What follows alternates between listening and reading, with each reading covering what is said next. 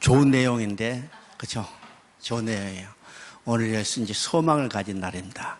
지금까지는 맨 곤두박질 치는 거죠. 멸망과 심판.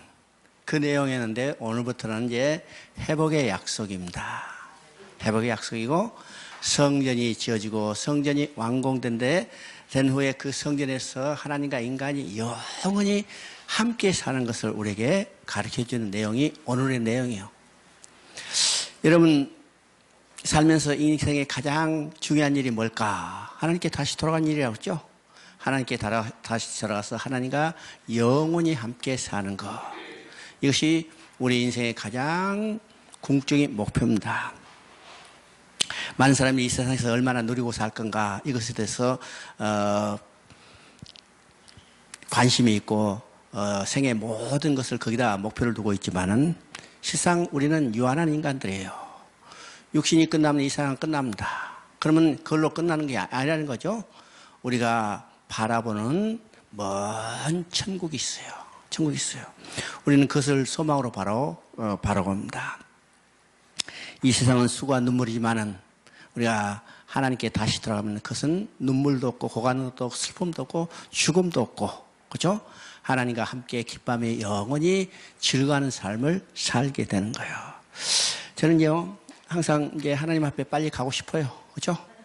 빨리 가고 싶어. 내가 이제 한 2년 전인가 연태에서 강의를 하고 이제 천진으로 그때 이제 천진에 살 때인데 6월달인가 7월달인가 이제 하긴 모르겠는데 하여튼 그때 강의 끝나고 돌아오려고 이제 그날 아니고 그 뒷날 10시 비행기로 천진으로 돌아가는데 비행기에 가니까 태풍이 불어서 비행기 안 뜨는 거예요. 근데 그 비행기만 안 뜨고 다른 비행기는 떠요. 그렇죠? 근데 이제 자기들은 폭풍 때문에 못 뜬다 그러는데 다른 천진 항공은 뜨더라고. 그 다음에 보니까 하여튼 그 비행기 티켓을 했으니까 못 간다니까 기다리고 있다가 그날 이제 밤 돼서 이제 호텔에 왔어요. 호텔에 오니까 내일 새벽에 뜬다는 거예요. 그래서 새벽에 한 5시쯤 일어나가지고 깨워서 공항에 갔는데 비행기가 안 왔대. 10시에 뜬대. 10시 되니까 12시에 뜬대. 12시 되니까 2시에 뜬대 그런 거예요. 그죠? 그러니까 그 비행기가 천진과 대련과 연태만 왔다 갔다 하는 이 지역 비행기입니다. 아주 저가 비행기. 나중에 이제 2시에 온다 했더니 안 와요. 그리고 밤 2시에 이제 타고 떴어요. 그 비행기 이름이, 비행기 항공회사가 어떤 항공회사인가? 럭키에어. 그죠? 럭키에어. 그거 이제 중국말로는 싱푸항공. 행복항공입니다. 밤에 비행기를 탔더니 프로펠러 비행기예요. 그죠? 프로펠러 비행기. 좌석은 딱 50명 정도 앉는 좌석, 아주 조그마한 거래요. 비행기에 이제 탔어요. 시끄러워서 아주 그냥. 근데 비행기가 딱 뜨니까, 어떻게 비행기가 이제 뜨면서 이게 각도가 이제 지니까 에어컨에 있던 물이 확 쏟아지는 거예요. 비행기가 얼마나 낡았는지. 하나님 감사합니다. 이 비행기 정말 행복항공이 되게 해주세요. 그죠? 행복항공. 비행기 떨어져 버리면 바로 행복인 거. 그죠? 그 순간에 하늘로 뿅 가버리니까. 그죠? 야, 비행기 항공회사 이름 잘 지었다. 그죠? 근데 그 뒤로 그 비행기를 탈락해도 못 탔어요. 그죠?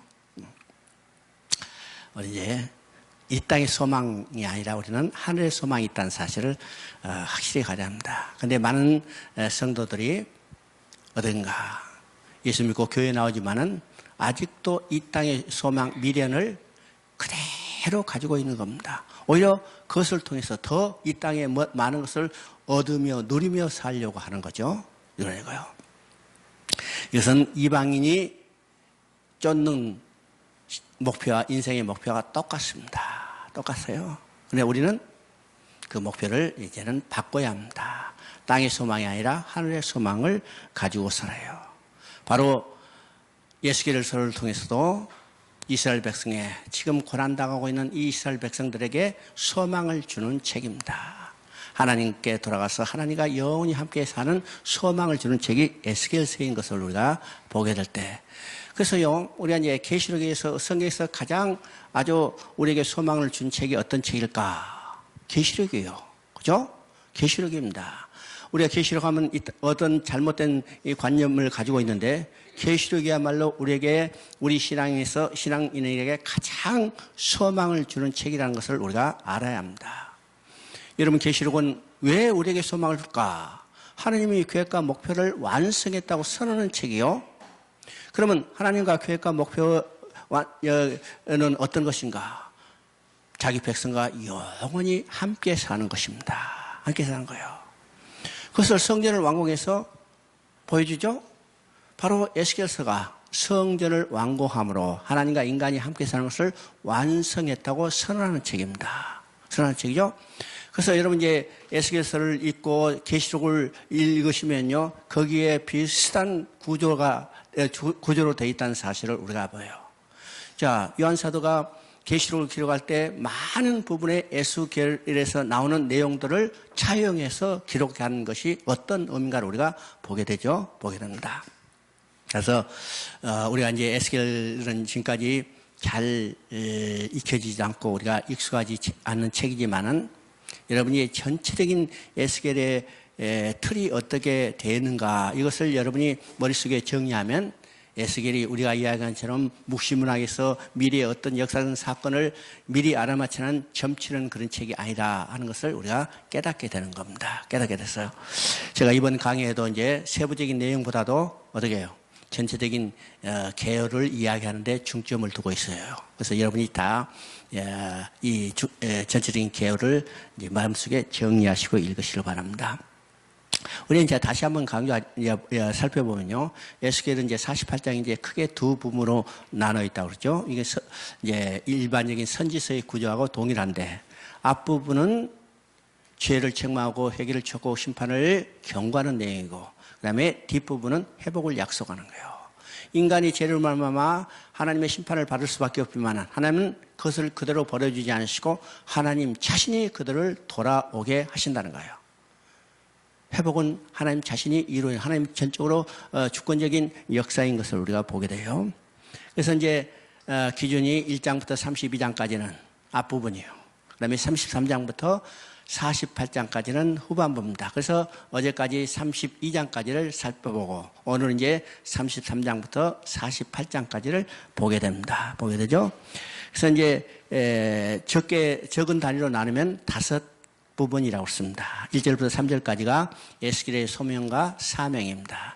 하나님이 에스겔을 부르셔서 그에게 파수꾼으로 사명을 주신 내용인데 그 다음에 4장부터 24장까지는 유다의 멸망과 심판에 대한 예언입니다. 그래서 이러니 각종 비유로 이야기하고 행위계시로 말씀하고 또 환상을 보여주셔서 이스라엘이 멸망할 것에 대해서 이야기를 합니다. 그래서 좀 거기 구체적으로 보면요. 4장부터 5장까지는 4개의 표적을 통해서 4가지 표적을 통해서 임박할 심판에 대해서 이야기를 합니다. 거기 이제 표적이 뭐라고 했어요? 도판의 성읍을 그리고 그 다음에 두 번째는 좌우편으로 430일 동안 누워있는 것이죠. 그 다음에 세 번째는 음식들을 식량을 저울에 따라서 그 다음에 새똥에 구워 먹는 것을 통해서 극심한 기근이 임할 것을 이야기합니다. 그 다음에 머리카락과 수염을 잘라서 흩음으로 인해서 그 백성이 유다가 멸망하고 흩어질 것에 대해서 예언하는 내용입니다. 그 다음에 이제 6장 7장은 이것에 왜 멸망받아야 할까? 우상 숭배를 했기 때문에 그들이 반드시 심판을 받을 것이고 그 심판은 극심할 것에 대해서 메시지를 전하고 있습니다. 그 다음에 이제 3장에서는 임박할 8장부터 11장까지는 성전 환상을 통해서 유다가 멸망되어야 할 당위성을 이야기해요. 이제 8장에 나타나는 것은 4부류의 우상을 숭배하는 것을 보고 되죠. 하나님 성전에서 우상을 숭배했기 때문에 그들은 하나님은 거기 계실 수 없어요. 그래서 하나님은 떠나시고 하나님은 떠나셨기 때문에 성전은 아무 의미가 없습니다. 그래서 성전은 파괴되죠. 또 성전을 중심으로 살았던 유다는 멸망할 수밖에 없는 것을 이 성전을 환상을 통해서 보여주는데 여기서 하나님의 마음을 우리가 극명하게 보여주죠. 그들이 하나님을 떠나서 우상을 숭배하고 하나님의 징계를 받고 심판을 받는다 하더라도 하나님은 그들을 떠나지 아니하시고 그들이 흩어진 그곳에서 잠깐 성수가 되리라. 이것은 하나님은 그들을 절대로 버리지 아니하시고 함께 계시겠다는 것을 보여주는 겁니다. 이게 누구의 마음인가? 부모가 자식에서 마음은 절대로 떠나지 않죠? 비록 자식이 큰 범죄를 저질러서 그가 징계를 받는다 하더라도 부모는 자식에게로부터 마음이 떠나지 않아요. 마찬가지로 하나님께서 우리에게 마음이 떠나지 않으시고 함께 계시다는 것을 보여주는 겁니다. 그 다음에 이제 12장부터 24장까지는 여러 가지 비유와 환상과 행위 계시를 통해서 유다가 심판받을 것에 대해서 이야기를 합니다. 자, 25장부터 32장까지는 예루살렘을 둘러싸고 있는 이방 여러 나라에 대한 심판을 이야기해요. 심판을 이야기합니다. 그중에 이제 25장은 암몬과 모압과 에돔과 블레셋에 대한 심판입니다. 그죠? 그 다음에 26장부터 28장까지는 두로와 시돈에 대한 심판이요. 그 다음에 29장부터 32장까지는 애굽에 대한 심판입니다. 애굽에 대한 심판. 그러면 지금 이방 나라들이 여러 개죠. 암몬과 모압과 에돔과 블레셋, 그 다음에 두로와 시돈, 애굽. 그러면 여러분 이제 이거 잘 생각해 봅니다. 지금 성경에 보면요, 이스라엘이 전쟁한 나라들이 어떤 나라냐면 대부분이 암몬과 모압과 에돔과 블레셋 나라들이요. 그렇죠? 우리 이제 사무엘서나 열왕기상에 보면 이 이스라엘이 전쟁했던 나라들이 대부분 이런 나라들입니다. 두로와 시돈은 오히려 이스라엘을 협력했어요. 그렇죠? 다윗이 성막을 지으려고 할 때 그 재료도 보내주고 솔로몬이 성전을 질 때 일꾼도 보내주고 그랬어요. 그렇죠? 이게 두로입니다. 두로예요. 또 애굽은 어떤 나라예요? 애굽은 이스라엘이 본래 태생을 할 때 거기서 자랐던 곳입니다. 그죠? 태어나서 자랐던 것이 바로 애굽이에요. 애굽이죠? 그런데 계속해서 전쟁하고 괴롭혔던 이런 나라들에 대한 심판은 간단히 기록했어요. 그죠? 한 장 속에 4개의 나라가 들어있습니다. 암몬, 모압, 에돔, 블레셋. 4개의 나라가 들어있어. 그런데 두로는 3장, 애굽은 3장. 그죠? 29, 30, 애굽은 4장. 그죠? 4장.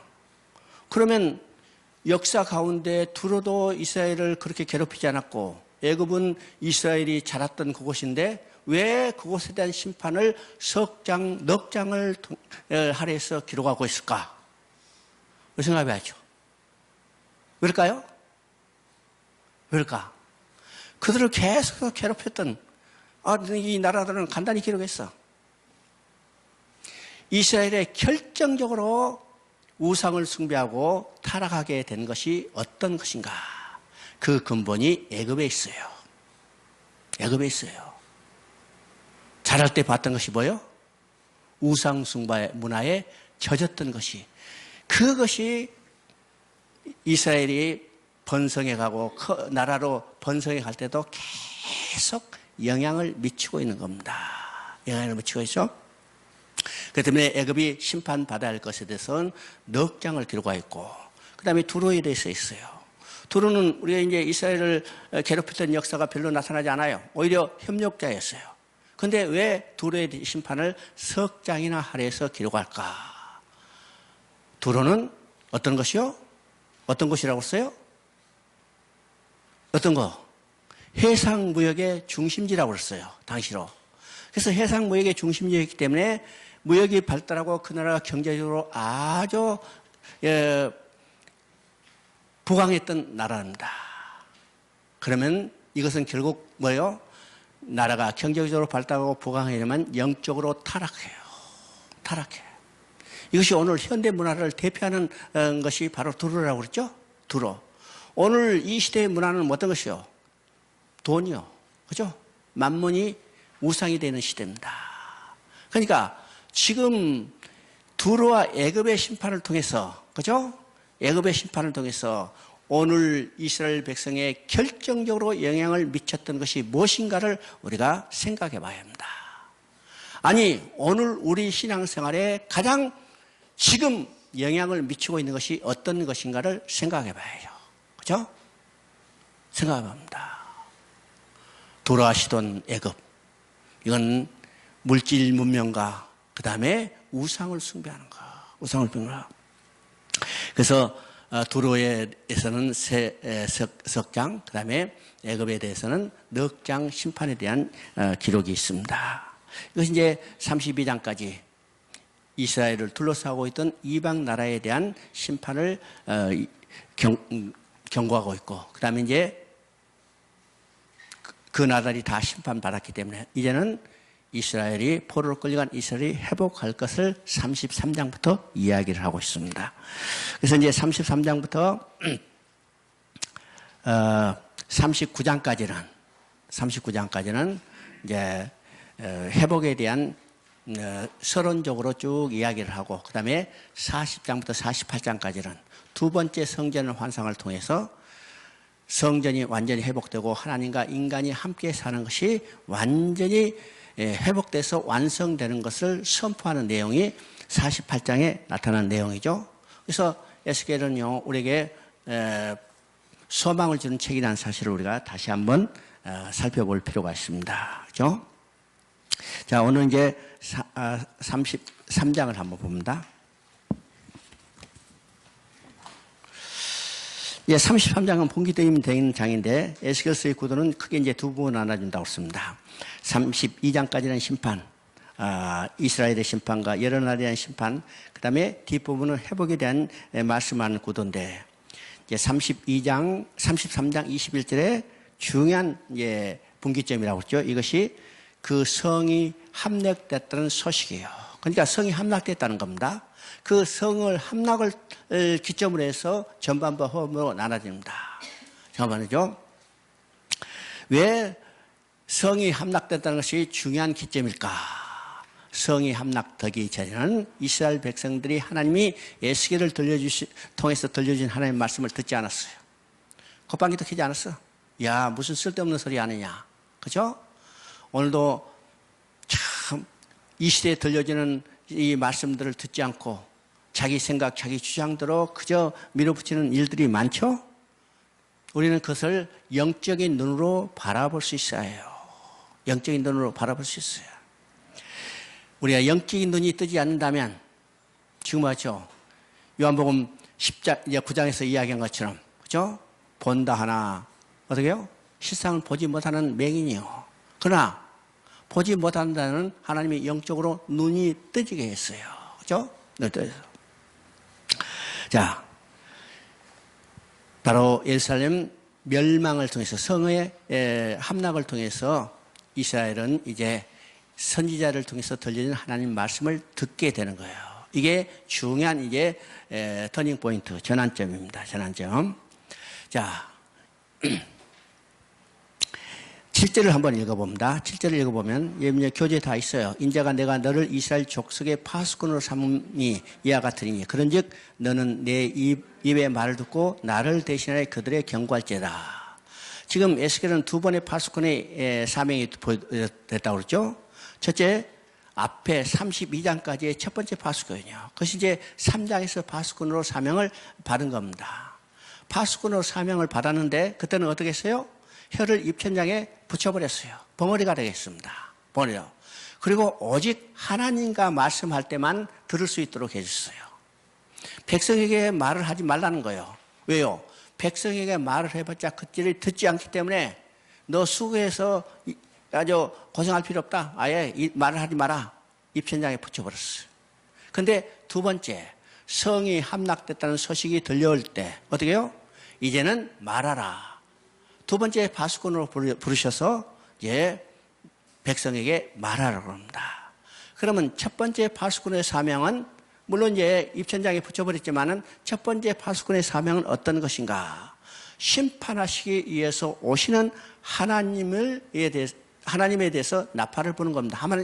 심판하시어 하나님이 오시고 있다는 것을 알리는 나팔을 부는 거예요. 반대로 33장부터는 두 번째 파수꾼의 임명인데 이것은 회복하러 오시는 하나님을 알리기 위해서 보는 나팔입니다. 그러니까 똑같이 파수꾼이지만은 이 사명이 다르죠. 첫째는 심판하는 거, 두 번째는 회복하기 위한 파수꾼으로, 회복을 위한 파수꾼으로 나팔을 보는 파수꾼이 됐다는 겁니다. 왜요?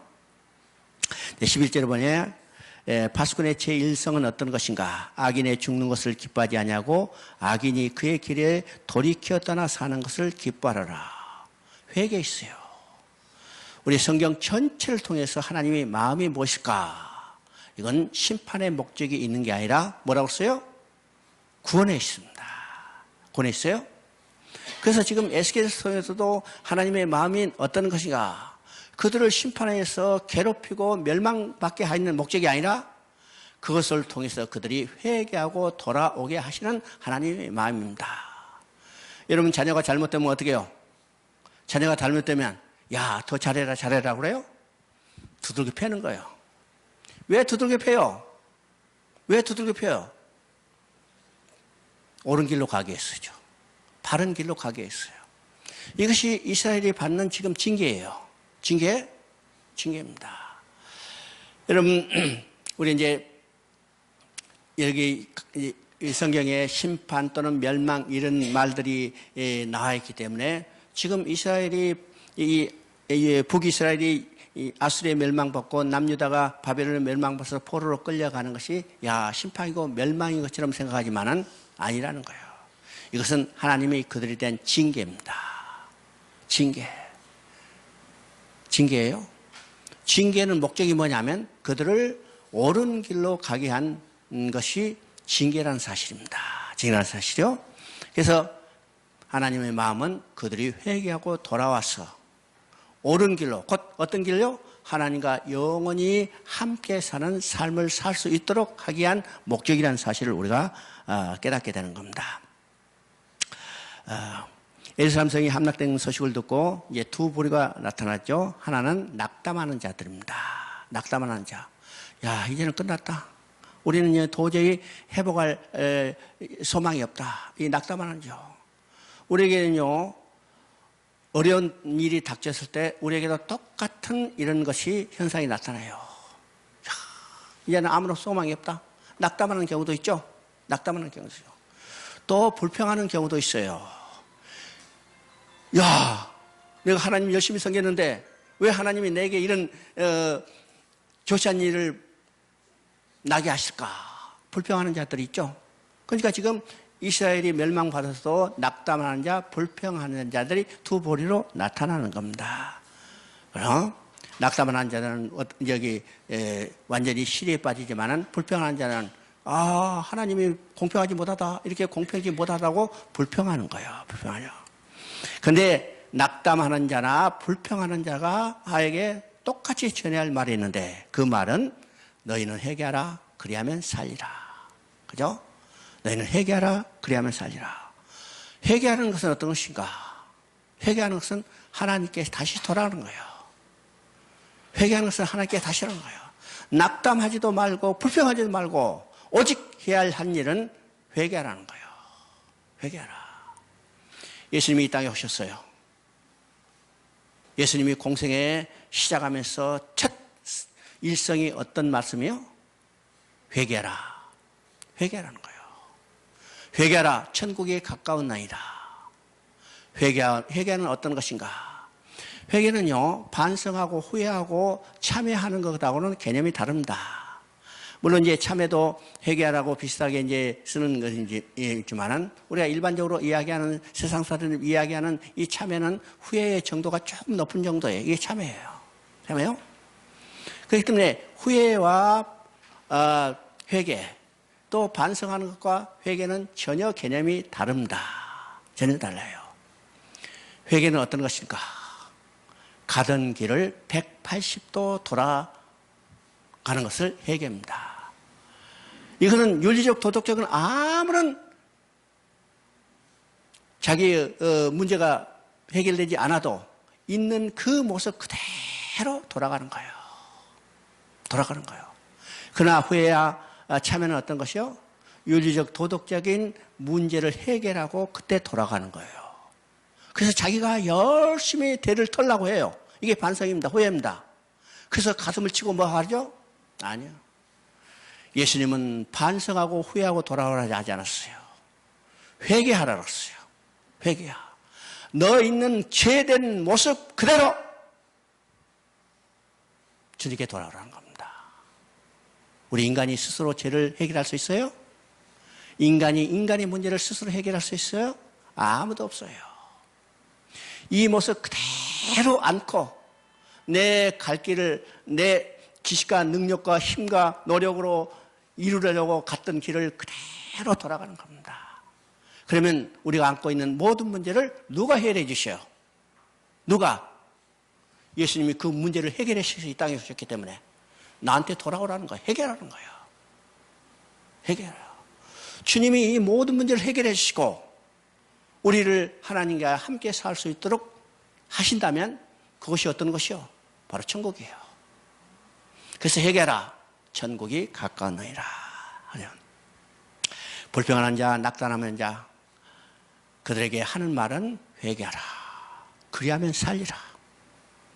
오늘 우리에게도 똑같은 음성을 들려주시고 있다는 사실을 우리가 보게 됩니다. 21절부터 29절까지는요, 절망이 소망으로, 멸망이 구원으로 변한 것을 이야기하죠. 바로 성이 함락되었다. 이 소식이 들려하는데, 이 소식은 절망이 아니라는 거예요. 왜일까? 하나님의 말씀을 듣게 되기 때문이죠. 왜일까? 그죠? 지금, 에레미야서도 이야기죠. 뽑으며, 파괴하며, 죠. 이것은 어떤 것을 뽑을까? 성전에 대한 신앙을 바꿔주는 거예요. 또 다윗의 언약에 대한 생각을 바꿔주는 거예요. 이스라엘 백성은 지금까지 어떤 생각을 가지고 있었는가? 성전이 건재하고 있는 한 그들은 결코 나라가 멸망되지 않을 것이라 생각했어요. 다윗의 언약에 주어진 한 그들은 나라가 멸망되지 않고 다윗의 왕조는 끊이지 않을 것이라고 확신하고 있었어요. 그들이 무슨 짓을 하더라도 이 성전과 다윗 언약에서 그 나라는 멸망되지 않고 왕조는 이어지리라 이 생각을 하고 있었죠. 그런데 그들은 어떻게 했어요? 그들은 성전에 하나님이 계시는데 그 성전에서 하나님을 섬기는 대신 어떻게 했어요? 우상을 섬기기 때문에 그 성전은 그래서 하나님은 떠나버렸어요. 그럼 지금 그들이 바라보고 그들이 기대하고 있는 성전은 어떤 것이요? 빈 껍데기, 그죠? 빈 껍데기 건물만이요. 그는 아무런 능력도 나타나지 않아요. 언제 그런 일이 있었을까? 우리 이제 사무엘상 4장 5장을 보면 지금 엘리 시대에 이스라엘이 블레셋과 전쟁을 했어요. 그죠? 그들이 패하자, 야, 우리 언약궤를 앞세워서 나가면 전쟁에 이기겠다. 그래서 언약궤를 앞세워서 언약궤를 메고 전쟁에 나갔더니 전쟁에서 지고 언약궤는 빼앗겨버렸어요. 왜일까요? 언약궤는 누가 계시는 것이요? 하나님이 계신 것이죠? 상기가는데 언약궤를 뺏겨버렸어. 그러면 이것은 어떤 의미입니까? 언약궤에서 하나님은 이미 떠나셨어요. 이미 떠났어. 그들이 들고 가는 것은 빈 사과 상자 하나 들고 간 거예요. 그죠? 아무런 능력도 나타나지 않아. 능력도 나타나요. 이스라엘 백성이 똑같은 이 성전에 대한 생각입니다. 또 다윗에 주신 언약이죠. 내 왕위가 영원히 이어지리라. 그래서 이스라엘 백성은 다윗의 왕위가 절대로 끊어지지 않을 것으로 확신했어요. 근데 그들은 메시아 언약을 저버리고 이 다윗에게 주신 언약 이것만 붙들고 있다면 이건 의미가 없는 겁니다. 의미 없죠? 그래서 그거는 멸망받을 수밖에 없는 겁니다. 그래서 이 성이 함락됐다는 소식은 이제는 자기들에게 절망이죠. 야, 우리는 이제 소망이 없다. 그래서 그들은 어떻게 돼요? 이제는 선지자를 통해서 들려진 하나님의 말씀을 듣게 되는 겁니다. 듣게 돼요. 듣게 될 때 그들에게 소망이 있는 겁니다. 성전이 무너졌다고 성이 함락되는 소식은 우리가 육신적으로는 절망이지만은 이제는 그것을 통해서 하나님의 말씀을 듣게 되기 때문에 그때 뭐가 나타나요? 소망이 있는 겁니다. 오늘 우리에게도 뭐가 소망이에요? 하나님 말씀이 소망인 겁니다. 하나님 말씀 소망이에요. 자, 그것은 그죠? 그 성이 함락되는 소식이 도망에 온 자들로부터 전해졌습니다. 이 소식을 들은 포로들은 하늘이 무너지는 것 같은 절망에 빠졌을 것입니다. 그렇다면 그 성이 함락되는 소식을 전해준 자는 희망을 전했는가 아니면 절망을 전했는가? 그죠? 희망을 전했어요? 절망을 전했어요? 육신적으로 볼 때는 절망이지만은 영적으로는 소망이라는 사실을 우리가 깨달아야 했죠. 성이 함락되지 않는다면 그들은 자신들의 잘못을 모르고 회개할 기회를 영영 얻지 못할 것입니다. 그죠? 뭐예요? 성이 함락됐다는 소식이 아무에게나 소망이 되는 것이 아니라 이스라엘 족속이 돌이키고 돌이키라 회개하는 자에게만 소망이 있다는 사실을 우리가 생각해야 합니다. 다시 말하면 하나님의 언약을 믿는 자에게는 절망이란 결코 없다는 사실이에요. 육신적으로 환경적으로는 여러 가지 보이는 것은 절망으로 보이지만은 하나님의 약속을 믿는 자에게는 어떻게 해요? 절망이 없어요. 소망이 있어요. 소망이 있죠? 이것이 누구를 통해서 보여주는가? 바로 창세기에 나온 요셉을 통해서 보여줍니다. 요셉은 종으로 팔려갔어요. 감옥에 들어갔어요. 감옥에서 또 억울한 옥살이 했어요.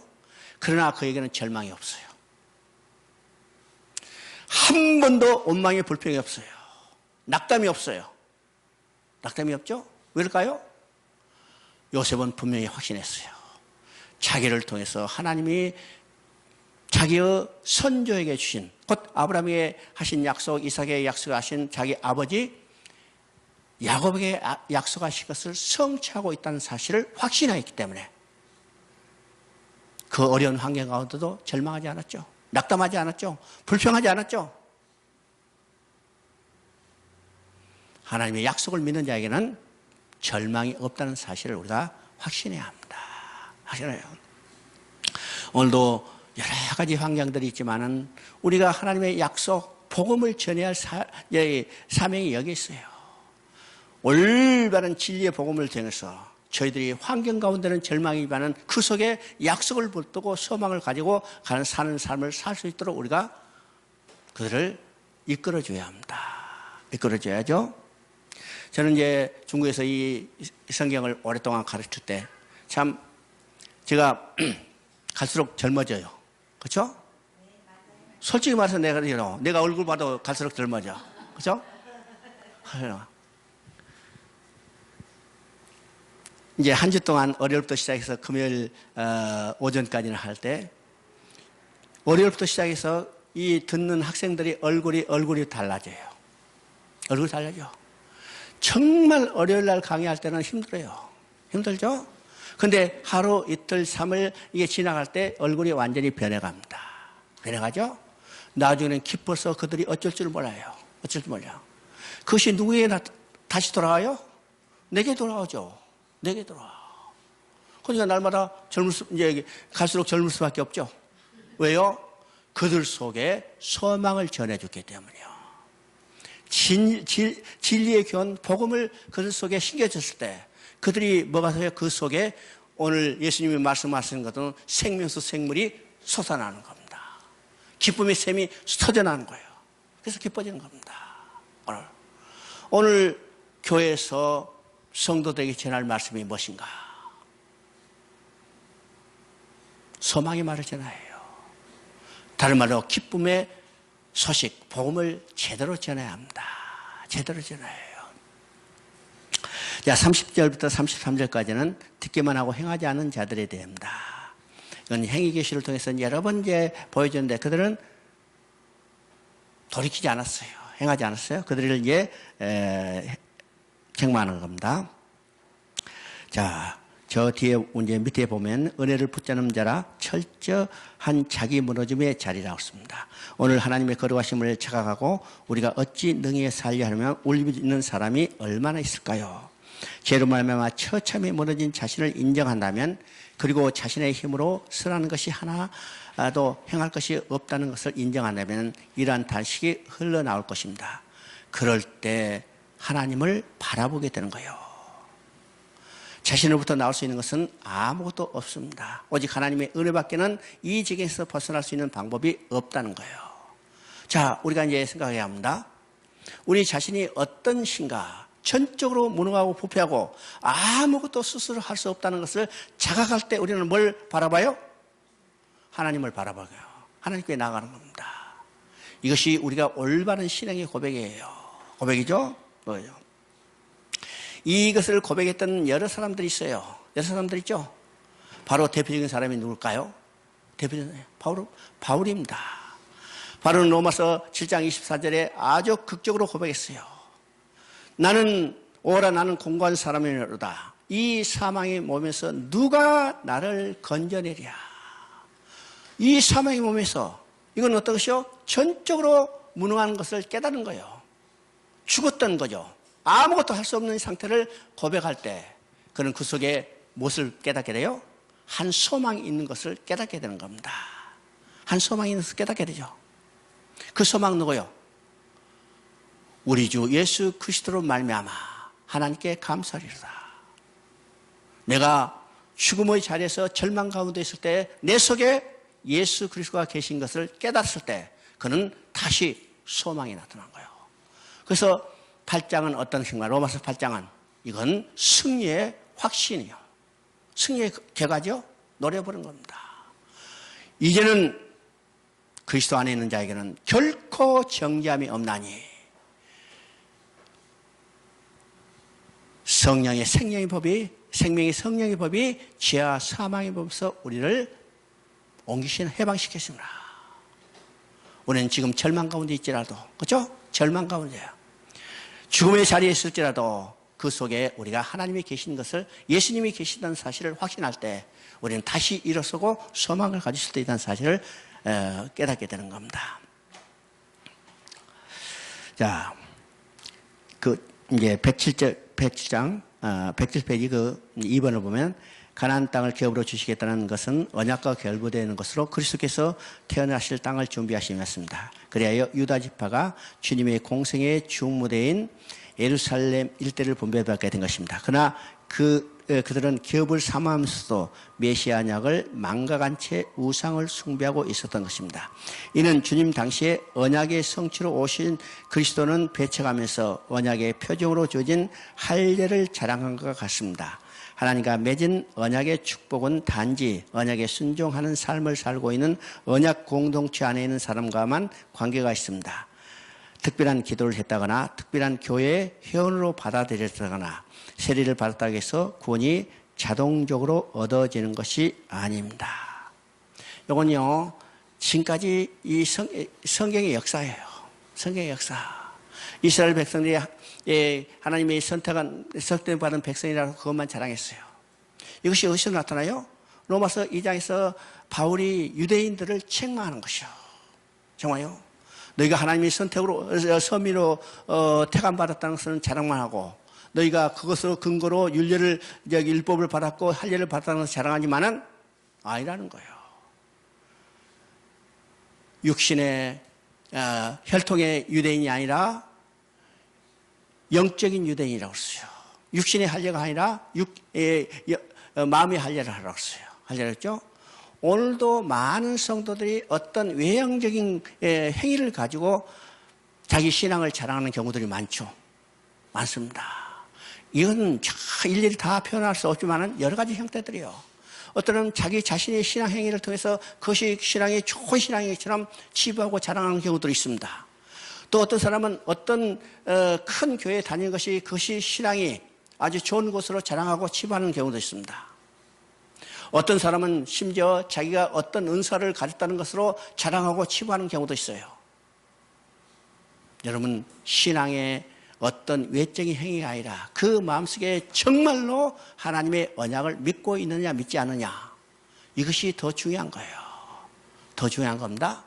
그래서 마음의 할례를 하라. 마음의 할례는 어떤 것입니까? 할례는요, 하나님의 언약을 육체에 새겨두는 거죠. 그래서 언약의 표정이라고 했어요. 그런데 바울은 말하죠. 아니, 모세가 이미 이야기했어요. 너희가 마음의 할례를 하라. 이것이 신명기 10장 16절에 나오는 겁니다. 너희는 마음에 할 일을 하라. 이미 모세가 구약시대 모세 오경에 있는 신명기에서 마음에 할 일을 하라고 그랬어요. 마음에 할 일을 하라. 그러니까 모세가 지금 이 말을 할 때는 혁명적인 선언이죠. 이스라엘 백성은 육신의 할 일을 통해서 그들이 하나님의 선민이라는 것을 자랑했는데 모세는 언약의 표정을 육체에 하라고 하지 않고 마음에 하려고 했습니다. 바울이 이 말을 인용해서 우리에게 말합니다. 육체의 하려가 아니라 마음에 할지. 그러니까 우리 속에 뭐가 새겨져요? 신앙의 외적인 어떤 행위가 중요한 게 아니라 우리 마음속에 진정으로 뭐가 생겨져요? 언약이 생겨져요. 하나님의 약속이 우리 속에 새겨져요. 그것이 새겨졌을 때 우리는 자동적으로 그것으로부터 우리 하나님을 신앙하는 삶이 드러나게 되어 있습니다. 드러나겠어요. 여러분, 우리 밖으로 나타나는 행동이죠. 우리 이제 생활의 패턴에 세 가지가 있어요. 첫째는 밖으로 나타나는 행동 양식이 있습니다. 행동 양식이죠. 그 다음에 이 행동 양식을 결정해주는 가치관이 있습니다. 가치관이 있어요. 그 다음에 가치관을 결정하는 그 내부에 세계관이 있습니다. 세계관이 있죠. 그러면 로마서 12장 2절에 이야기합니다. 너희가 이 세대를 본받지 말고 변화를 받아. 그죠? 여기서 중요한 말이 있습니다. 이 세대를 본받지 말고 변화를 받아. 그러니까 많은 사람들이 야, 술 마시지 마라, 거짓말하지 마라, 도박하지 마라. 이 성도들은 그렇게 해서는 안 된다. 이렇게 강조해요. 이렇게 강조하다면 이건 신율법주의입니다. 이 말은 이미 구약의 율법에 나와 있어요. 그렇죠? 이거 강조했다. 제대로 안 돼. 안 되는 것이 이스라엘 역사 가운데 나타났잖아요. 수많은 죄악을 범죄를 하느냐. 오늘날 똑같이 교회에 나와서 그것을 강조한다고 해서 그것이 지켜지지 않아요. 여러분 보세요. 목사도 도둑질하고 칼질하고 살인을 하고 장로도 도둑질하고 칼질하고 여기 거짓말하고 다 똑같이 변하지 않아요. 뭐가 변화해요? 그 행동 양식이 변하게 되기 위해서는 그 속에 가치관이 변화돼야 합니다. 가치관이 변화되지 않는 한 행동 양식이 변화되지 않아요. 변화되지 않습니다. 가치관이 변화되기 위해서는 뭐가 변화돼요? 우리 속에 뭐가 자리 잡아요? 하나님의 약속이 자리 잡아요. 약속. 그것이 자리 잡지 않다면 절대로 변화되지 않습니다. 그 약속은 뭔가? 우리 속에 하나님의 약속, 곧 그리스도가 우리 자리에 임해야 해요. 그죠? 하나님의 약속은 뭐예요? 예수님이잖아요. 예수님. 그리스도가 우리 마음속에 자리 잡아야 합니다. 자리 잡아야 해요. 그것이 자리 잡지 않을 때는 변화되지 않아요. 우리는 성경에 그 두 사람의 예를 들을 수 있어요. 한 사람은 변화됐는데 한 사람은 변화되지 않았어요. 변화되지 않았어요. 누굴까요? 마태복음 19장에 나오는 부자 청년이요. 부자 청년. 이 사람도 영적으로 갈망이 있었던 사람 중에 하나요. 예수님께 찾아와서 우리가 무엇을 하여야, 무슨 선한 일을 하여야 영생을 얻을까? 대단한 영적 갈망이죠. 대단한 영적 갈망이에요. 예수님께 찾아서 우리가 무슨 선한 일을 해야 영생을 얻을까? 예수님이 뭐라고 말씀하세요? 너 재산을 팔아서 가난한 자에 주고 나를 따르라. 그랬더니 이 사람이 부자인 거로 근심하며 갔다 그랬어요. 그러면 이 사람은 지금까지 자기가 가지고 있던 가치관이 뭐예요? 돈이요. 권세요. 그 다음에 명예요. 그렇죠? 이건 다 누렸어. 근데 하나, 어떻게 하면 영생을 얻을까? 그것도 영생을 얻으려고 이제 찾아왔는데 재산을 다 팔고 가난한 자에게 주라. 그러니까 근심하며 갔다 그랬어요.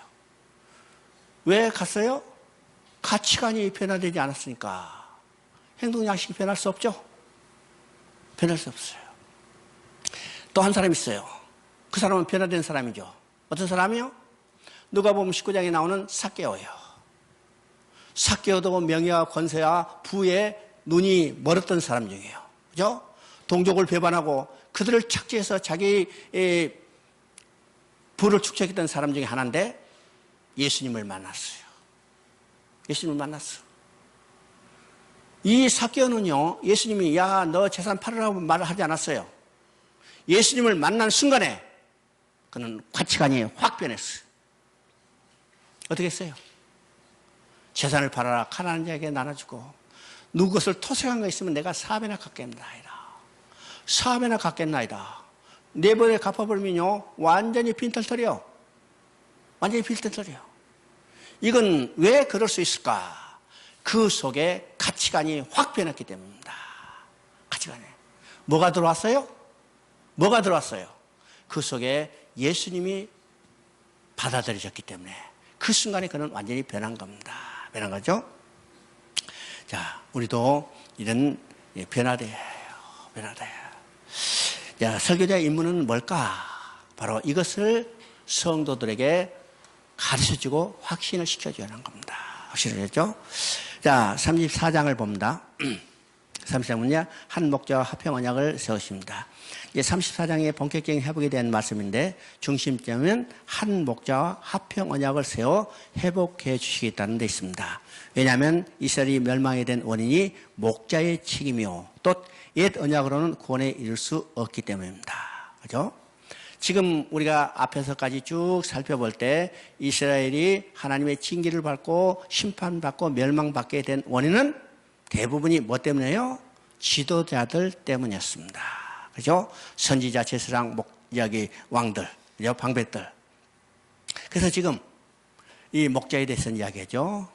지금 요한복음 9장인가 10장의 관계가 어떤 관계인가를 우리가 봐야 합니다. 10장가. 여러분, 요한복음을 보면요. 요한복음을 보면 7가지 아주 대표적인 기적을 이제 선택해서 이제 제시하면서 그것에 대한 해설로 이제 예수님이 말씀하신 것들이 쭉 나와 있어요. 쭉 나와 있죠? 여러분, 이제 그 구조를 보면 2장에 보면 여기 혼인잔치에서 물로 포도주로 바꿔주는 거예요. 혼인잔치에서 물로 포도주로 바꿔주는 것은 예수님이 오심으로 하나님 나라가 임했다는 것을 이야기합니다. 그 다음에 성전을 파괴하는 거예요. 그러면 예수님이 오심으로 참 성전이 완성됐다는 것을 보여주죠. 그리고 성전에서 드렸던 모든 의식은 이미 예수님에 의해서 완성이 됐기 때문에 이건 다 필요 없다는 거예요. 그래서 제사 드릴 짐승 필요 없어서 다 쫓아버렸어요. 이것이 성전 정화의 의미입니다. 그것에 대한 오해가 지금 3장과 4장에 나와요. 예수님이 혼인잔치에서 물로 포도주로서 하나님 나라가 임했다. 야, 그것을 보고 누가 찾았어요? 니고데모가 찾아왔어요. 야, 이 사람은 이스라엘을 회복해서 지상에 하나님 나라를 건설하겠다. 해가지고 찾아와서 물어봐요. 야, 하나님으로부터 온 사람이 하면 이런 표적을 못 행하겠는데 예수님이 딱 알아채서 야, 이건 이스라엘 나라의 회복을 위해서 날 찾아왔구나. 그때 예수님이 뭐라고 말씀하세요? 거듭나지 아니하면 하나님 나라에 들어갈 수 없느니라. 그러니까 어떤 표적에 대한 오해를 가지고 예수님이 그것을 해설하는 거죠. 성전을 정화시켰어. 성전을 없애라. 4장에서 이야기합니다. 당신들은 예루살렘에서 성전 드리고 우리는 그리심산에서 예배를 드리는데 이제 어떻게 합니까? 이 말이에요. 그때 예수님이 뭐라고 말씀해요? 이것도 아니고 저것도 아니고 어디서? 신령과 진정으로 예배 드릴 때가 되느니 바로 이때라. 지금 그리심산이나 예루살렘 성전의 의미는 뭔가? 바로 예수 그리스도를 통해서 드려질 참 성전된 예수 그리스도를 통해서 드려질 예배에 대한 그림자에 불과해요. 근데 실체가 왔어. 그 실체는 누구요? 예수님이에요. 예수님이 참 성전이고 예수님이 참 제사죠. 그러니까 이제는 예수님 이름으로 예수 안에서 예배되는 것이 참 예배입니다. 참 예배예요.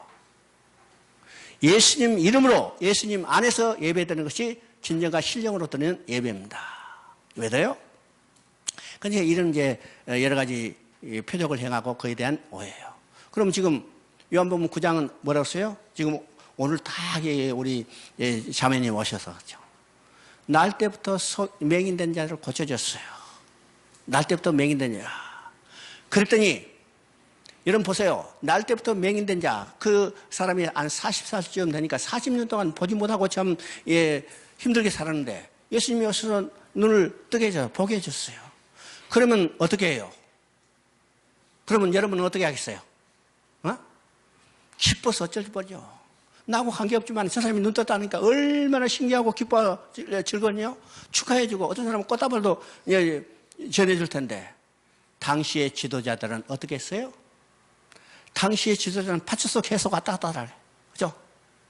네가 왜 눈 떴어? 너 눈 뜨게 한 사람 누구야? 나 몰라요. 그랬더니 네 부모 데리고 와. 그래서 부모까지 괴롭힘을 당한 거예요. 여기서 뭘 보여줘요? 참 목자가 누구인가를 보여주는 겁니다. 참 목자가. 그래서 10장에서는 여기서 양의 문이요 나는 선한 목자라는 것을 이야기하는 것이 왜 이야기되는 것을 보여주죠. 9장에서 소경을 눈을 뜨게 했는데 그 당시 지도자들은 양을 돌보는 게 아니라 괴롭힌 거예요. 괴롭힌 거예요. 그죠? 그래서 지금 34장에도 이것에 대한 비슷한 이야기를 하고 있습니다. 정말 참 목자를 보내주겠다는 거예요. 지금까지는 다 어떻게 해요? 강도요, 절도요, 사꾼님 목자였어요. 이제는 참 목자를 보내줘요. 이게 소망이죠. 이게 우리의 소망입니다. 그리고 구약의 율법에 근거한 언약은 이제 너희들을 구원할 수 없으니까 내가 새 언약, 화평의 언약을 체결해 주겠다. 여기에 지금 에레미야에서 나오는 31장에서 나오는 새 언약과 동일한 의미를 가지고 있습니다. 동일한 의미를 가지고 있죠. 자, 그래서 1절부터 8절까지는 자기만 먹이는 목자들의 화가 있다. 이건 이제 요한복음 10장에 나오는 어떤 종이요? 사꾼 목자, 절도요, 강도인 목자들과 견주어 이야기합니다. 목자들은 양의 무리를 먹이는 것이 마땅합니다. 하나님께서 궁극적으로 사랑하시는 것은 바로 하나님의 백성들, 자기 양들이죠. 그들을 위하여 지도자를 선택하십니다. 그 지도자를 선택해서 하나님의 양, 하나님의 백성을 돌보도록 맡기셨어요. 여러분 우리가 잘 생각합니다. 지금 한국이 이래서 대통령이 있고 우리가 백성이지만은 대통령이 있고 백성이지만은 우리는 잘 생각해요. 대통령이 백성일까? 아니요.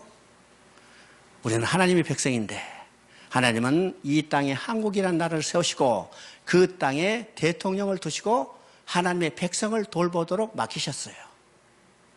잘 알아야 합니다. 근데 지금 대통령은 어떻게 해요? 아니, 우리나라 대통령뿐만 아니라 세계 어떤 대통령도 자기 양인 것처럼 마음대로 처리하려고 그러죠. 휘둘려고 하죠. 우리는 분명히 합니다. 세상의 국가자로는 지도자가 세우지만 그 지도를 세운 목적은 그를 세워서 하나님인 양인 백성을 돌보도록 하기 위한 목적입니다. 목적이에요. 근데 그 목자들은 어떠세요?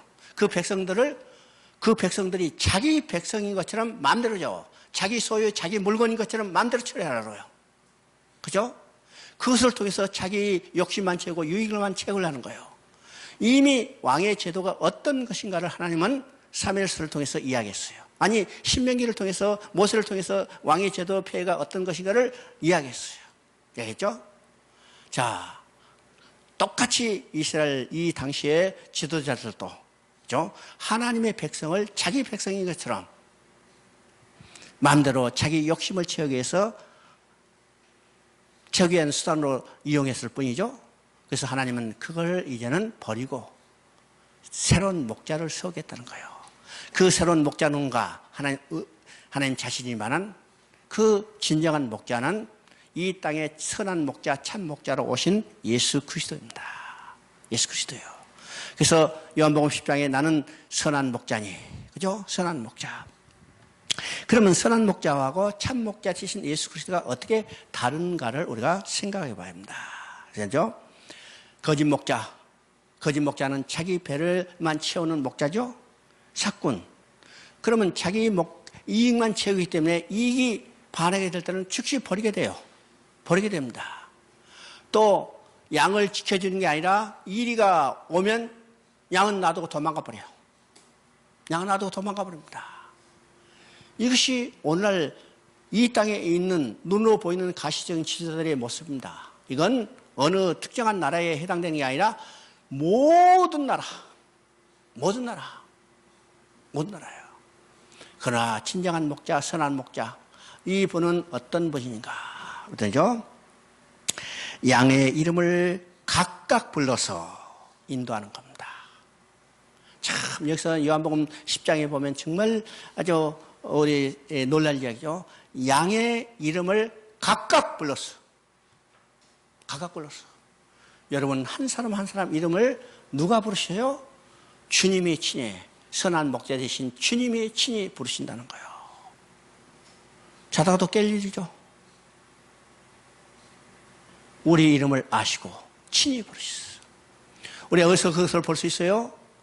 요한복음 1장에 나다나엘, 내가 무화과 나무 있을 때부터 너를 알았노라. 뿐만 아니라 에베소서 1장 4절에 창세 전에 그리스도 안에서 우리를 부르시고, 지금 부르신 게 아니에요. 창세 전에 그리스도 안에서 이름을 부르시고 우리를 부르셨어요. 이게 선한 목자입니다. 양의 이름을 각각 부르시고 그 다음에 양으로 생명을 얻고 더 풍성케 하는 것이요. 이게 선한 목자입니다. 더 중요한 것은 선한 목자는 양을 위하여 목숨을 버리시나니. 양을 위하여 목숨을 버려요. 이것이 선한 목자입니다. 선한 목자. 그래서 선한 목자를 세우고 그 화평의 언약을 맺어서 너희를 돌아오게 해라. 돌아가는 목적이 뭡니까? 하나님과 영원히 함께 기뻐하는 삶을 누리기 위해서요. 그래서 이제 화평의 언약이라고 했죠. 화평의 언약. 하나님과 관계가 완전히 회복돼서 하나님께 돌아가서 영원히 하나님과 함께 살 수 있도록 이루어지는 언약이라는 거예요. 그래서 이것을 다른 말하면요, 복음입니다. 복음인데 이 복음을 사도행전 11장에서는 뭐라고 했어요? 베드로가 고넬료에게 화평의 복음을 전하였더라. 화평의 복음을 전하였다고 했습니다. 이 복음이 전해지면 뭐가 회복돼요? 하나님과 우리의 관계가, 화평의 관계가 회복되는 겁니다. 또 이웃과의 관계가, 화평의 관계가 회복돼요. 이 복음이 전해지면, 그죠? 그래서 이 복음을 화평의 복음이라고 합니다. 화평의 복음. 우리가 그래서 이제 레위의 제사를 드릴 때 화목제가 있죠? 화목제를 드릴 때 어떻게 화목제를 드리는가? 제사 방법이 여러 가지에 따라서 조금 다른데, 화목제를 번제를 드릴 때는 이 제물을 다 태워들었어요. 이건 완전한 헌신, 완전한 순종을 의미합니다. 또 화목제를 드릴 때는 기름과 간, 그 다음에 콩팥에 붙는 껍질만 떼어내서 그것만 태워드려요. 이건 가장 귀중한 것을 태워드리는 거죠. 앞가슴과, 제물의 앞가슴과 오른쪽 뒷다리는 하나님께 올려드려요. 그죠? 이것을 거제라고 합니다. 올려드린 다음에 그것을 받아서 제사장과 제사 드리는 사람이 나눠 먹어요.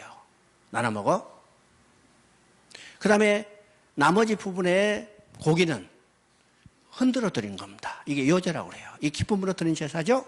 이 제사를 드린 후에는 어떻게인가? 그 제물을 제사자와 제사 드리는 친지들이 나눠 먹어요. 그죠? 하나님께 올려드리고 그걸 받아서 제사장과 제사 드린 사람이 나눠 먹고, 또 요제를 드린 다음에 기쁨으로 흔들어 드린 다음에 그것을 받아서 제사 드리는 사람과 그 가족들, 친지들이 나눠 먹어요. 이건 화목제의 의미가 뭐예요? 하나님과의 관계가 회복뿐만 아니라 이웃과에도 완전한 화목을 이야기한 겁니다. 복음이 전해지면 어떤 것일까? 하나님과 관계가 완전히 화평의 관계만 유지될 뿐만 아니라 이웃과의 관계도 화평의 관계가 유지돼야 해요. 오늘 이 땅에 복음이 제대로 전해지지 않았다는 것을 우리가 뭘로 알 수 있어요? 뭘로 알 수 있을까? 간단해요. 교회 다닌 사람이 세상에서 가장 이기주의자라는 거예요. 들어봤어요? 안 들어봤어요? 안 들어봤어? 안 들어봐서는 참 여러분 복음이, 이 믿음이 좋으신 거고. 그죠? 세상 사람들 그래요. 교회 다니는 사람이 제일 이기주의다. 자기밖에 모른다는 거예요. 그러면 이웃과 합평이 안 됐다는 거죠. 이웃과의 합평이 안 됐다는 거예요. 물론 그 사람들이 뭐 어떤 다른 종교를 섬기면 그것과 섞이라는 말이 아니에요. 좋은 관계를 통해서 그 사람들이 그리스도인으로 빛을 발해서 그들이 빛을 보고 돌아오도록 만들어야죠. 이게 화평입니다. 화평이에요. 그래서 이제 화평의 언약 얘기합니다. 자, 잠깐 쉬었다 싶다.